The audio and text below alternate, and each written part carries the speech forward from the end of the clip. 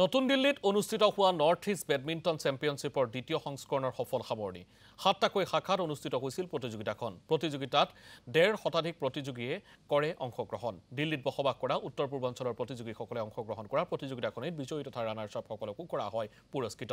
এইমছৰ জিমখানা ক্লাবত অনুষ্ঠিত হৈছিল এই প্ৰতিযোগিতাখন। প্ৰতিযোগিতাখনৰ সফল সামৰণি অনুষ্ঠানত উপস্থিত থাকে প্ৰাক্তন আন্তঃৰাষ্ট্ৰীয় খেলুৱৈ মঞ্জুশ্বা কানৱাৰ, ৰবীন্দ্ৰ সিং, ক্ৰীড়া সংগঠক সুৰজিৎ সিঙকে ধৰি বহু বিশেষ ব্যক্তি।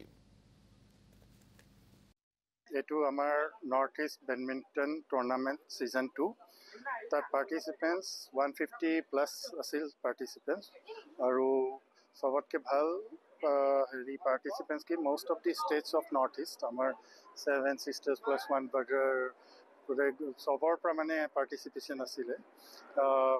মেইনলি মেক্সিমাম অসমৰ পৰা আছিলে, কিন্তু মণিপুৰৰ আছিলে, নাগালেণ্ড, অৰুণাচল, ত্ৰিপুৰা, সবৰ পৰা মিজোৰাম, সবৰ পৰা পাৰ্টিচিপেণ্টছ মানে ভাল খেলিছিলে চবে আহি পিনে।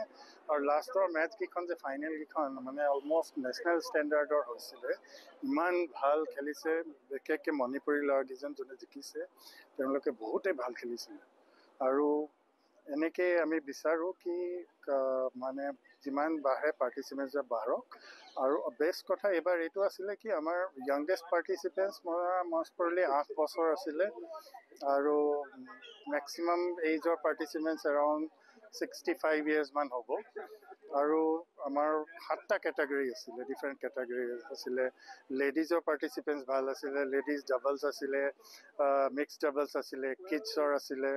তাৰপিছত মেন্স কেটেগৰী অ'পেন এটা আছিলে, যোনটো চবৰ কাৰণে অ'পেন কেটেগৰী হয়। তাৰপিছত আমি এইজ ৱাইজ কেটেগৰীজ ডিভাইড কৰি ৰাখিছিলোঁ। তাতে 4টামান এইজ হিচাপত কেটেগৰী আছিলে। বহুত বঢ়িয়া ভাল টুৰ্ণামেণ্ট হৈছে, মানে পাৰ্টিচিপেশ্যন প্লাছ দি এনথুজিয়াজিম যোনটো আছিলে স্পৰ্টছমেনবিলাকৰ, প্লেয়াৰ্ছবিলাকৰ, সেইটো চাই চবতকৈ ভাল লাগিলে।